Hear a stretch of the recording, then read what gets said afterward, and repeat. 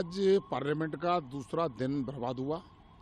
Speaker साहब ने काफ़ी समझाने का प्रयास किया, लेकिन विपक्ष जो है अपनी हठधर्मिता पर लटका हुआ है। 0 आवर्स हो, प्रश्नकाल हो और 377 हो, 25 से 30 लोगों को, सांसदों को इसमें बोलने का मौका मिलता है। वो अपने क्षेत्र की समस्या उठाना चाहते हैं, लेकिन विपक्ष की जिद के कारण नहीं हो पा रहा। पूरे देश के पार्लियामेंट के मेंबर बड़ा इंतजार करके आते हैं कि हम अपनी समस्या उठाएंगे और देश हित के मुद्दों की चर्चा करेंगे।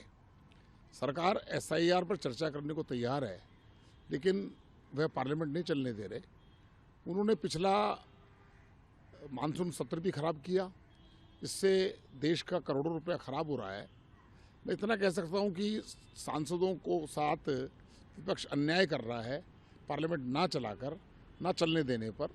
मेरा तो उनसे ये आग्रह है कि आप पार्लियामेंट में अपनी बात रखिए और सब लोगों को अपनी बात रखने का मौका मिलना चाहिए।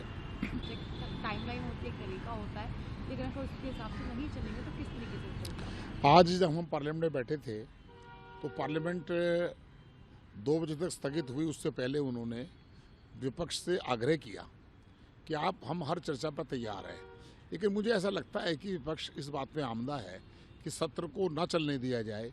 और मुझे मालूम नहीं कि जब संसदीय कार्य मंत्री कह रहे हैं, लोकसभा स्पीकर कह रहे हैं, प्रधानमंत्री जी ने भी कल अपनी चर्चा में कहा कि आप अपनी हार और जीत को इससे मत देखिए, देश हित की बात यहाँ कीजिए।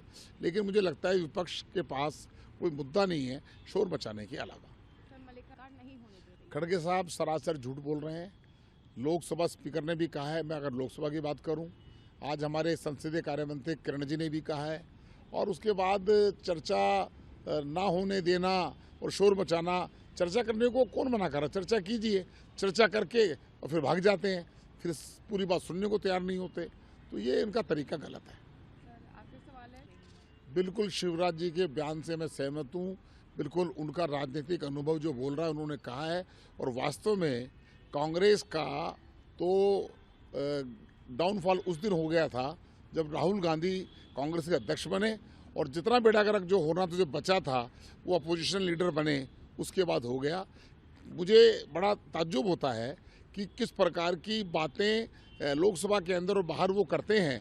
और बड़े सीनियर लोग जो राहुल गांधी से सीनियर हैं, वह ना तो उनको समझा पाते हैं, लेकिन वो भी शर्मिंदा